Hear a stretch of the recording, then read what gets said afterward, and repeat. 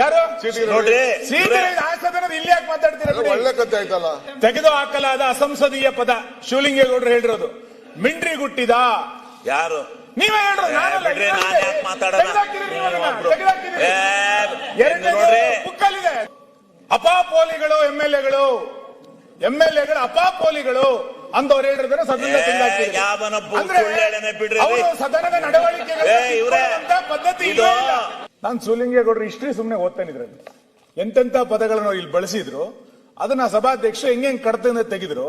ಅವಾಗಾದ್ರೂ ಒಬ್ಬ ಹಿರಿಯ ಸದಸ್ಯ ಮಾತಾಡಿದ್ದನ್ನ ಎಚ್ಚರಿಕೆಯಿಂದ ಮಾತಾಡಬೇಕು ಅನ್ನೋದಕ್ಕೆ ಒಂದು ಪಾಠ ಇದೆ. 12/2/2019 ಅಲ್ಲ ಶಿವಲಿಂಗೇಗೌಡರು ಪದೇ ಪದೇ ಅಲ್ಲ ನಿಮ್ದೇ ಸಭಾಧ್ಯಕ್ಷರು ಪ್ರಕಟ ಮಾಡಿದಂತ ಪುಸ್ತಕ ಎಷ್ಟು ಬಾರಿ ಅವರು ಕಡತದಿಂದ ತೆಗೆದುಹಾಕುವಂತ ಫಿನಿಶ್ ಮಾಡಿ. ಈಗ ಮತ್ತೆ ಒಬ್ಬ ಹಿರಿಯ ಸದಸ್ಯ ಪದೇ ಪದೇ ಉಪಮುಖ್ಯಮಂತ್ರಿಗಳು 1 ನಿಮಿಷ ಕೂತ್ಕೊಳ್ಳಿ. 1 ನಿಮಿಷ ನೋಡಿ ಯಾವ ಪದಗಳನ್ನ ಬಳಸಿದ್ರು ಅಂತ ಮತ್ತೆ ಪದೇ ಪದೇ ಹೇಳ್ತಾ ಹೋದ್ರೆ ನೋಡಿ. 1 ನಿಮಿಷ ಬಳಸಿರೋದು ಯಾರು ನೋಡ್ರಿ. ಸದನದ ಇಲ್ಲಿ ಯಾಕೆ ಮಾತಾಡ್ತೀರಾ? ಒಳ್ಳೆ ಕಥೆ ಆಯ್ತಲ್ಲ. ನೋಡಿ ಮಾನ್ಯ ಅಧ್ಯಕ್ಷರೇ ಅವರು ಒಂದು ಪದ ಬಳಸ್ತಾರೆ.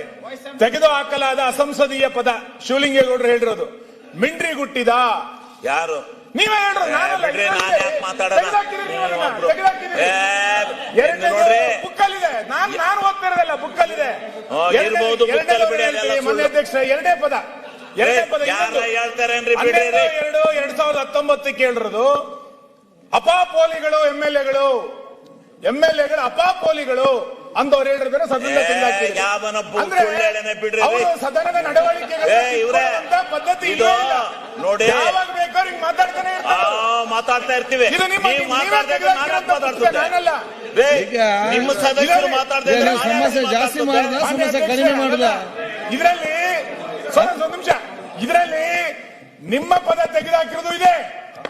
ನೀವು ಸದಸ್ಯರಾಗಿದ್ದಾಗ ಯಾವ ಪದಗಳನ್ನು ತೆಗೆದಿದೆ ಎಂದಿದೆ ಹೇಳಿದ್ರೆ ದಯಮಾಡಿ ನಿಮಗೆ ಅಗೌರವ ತೋರಿದ ನಾನು ಓದಲ್ಲ.